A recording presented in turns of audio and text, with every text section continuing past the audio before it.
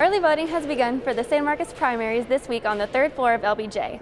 Although the polls are easily accessible to many students, not very many are taking advantage of the proximity. No lines, empty booths, and a quiet lobby. That's what poll supervisors experienced on Tuesday when voting began in the LBJ Student Center. Waves of students and faculty bypassed the booths on their way to class or other activities. Only a handful stopped to practice their civic duty. Some people may have skipped the opportunity because they just didn't know.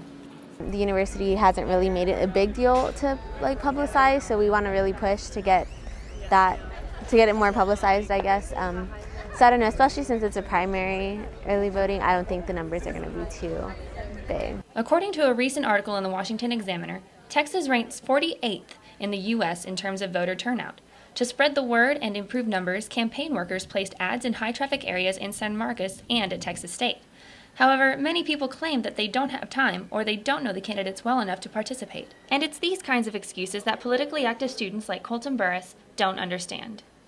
People sit around and complain all the time about, this guy or makes this law and just things they're unhappy with. But if they don't vote, then there's real no sense and you can't really complain about anything. If you happen to have missed voting on campus, the polls will still be open at various locations in Hays County until Friday, February 28th. For Bobcat Update, I'm Audrey Seifert.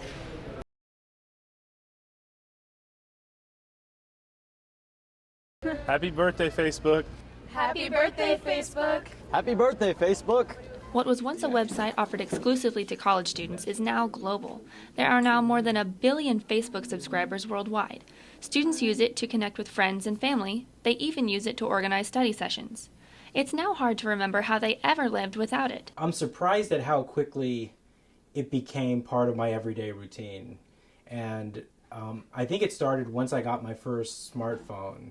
Because before that, I would just check it on the computer from time to time. While checking statuses has become a force of habit for many people, younger users don't seem to be as enamored with the website. The younger generation is discovering other media outlets, which means they rely less on Facebook. Definitely Instagram. Pretty much every time I'm on the bus or anything, I'm on checking it. USA Today reports that Facebook has created a new app called Paper. It's described as a social media site with swagger. Users can view its newsfeed, articles, and friend activity with the swipe of a finger or the tilt of a phone. The social media giant doesn't look like it's about to slow down. Facebook recently came out with a new app called Paper. So what does this new media mean for the competition? Paper is more like Flipboard, if you've ever used Flipboard, which is a newsreader, news aggregation app for the iPad. Paper is much more like that. There's no way to tell how Paper will be received by the general public in the days to come, but it's safe to say that Facebook will be around for a long time. Have a happy birthday, Facebook. For Bobcat Update, I'm Audrey Seifert.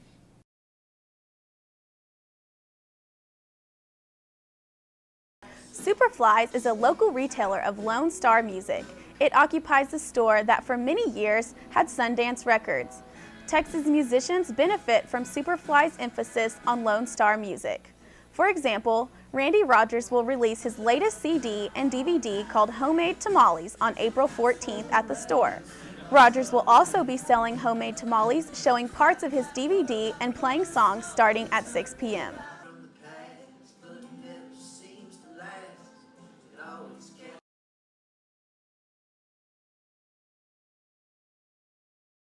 With 2 weeks left in the spring semester, not only are students thinking about finals and graduation, they're also thinking about what they're going to do over the summer. Some students are worrying about their grades. If I fail them, I'll probably just mope around all summer, and if I pass them, I'll celebrate. Or getting excited about graduation. It'll be his birthday and my brother's birthday, so we'll be hanging out for that. Everyone has plans for the break.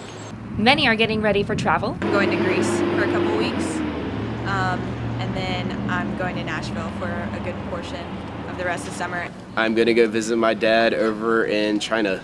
Go hang out with him for a little bit, do some backpacking. If they can afford it. A lot of plans take money, but assuming I have it or can find it, I would love to go to Europe. Others are ready to get to work on new job opportunities and even summer classes. I have an internship. I just got it. It's at the Marriott in Austin. So I'll be doing that, and I won't be taking summer classes. And I'm working all summer, and I'm also coaching a high school 7-on-7 team. Taking economic geography with Cooper. I heard he's awesome. While everyone's plans may be different, there's one thing they all have in common. So I'm really excited. Really excited. I'm excited. For Bobcat Update, I'm Audrey Seifert.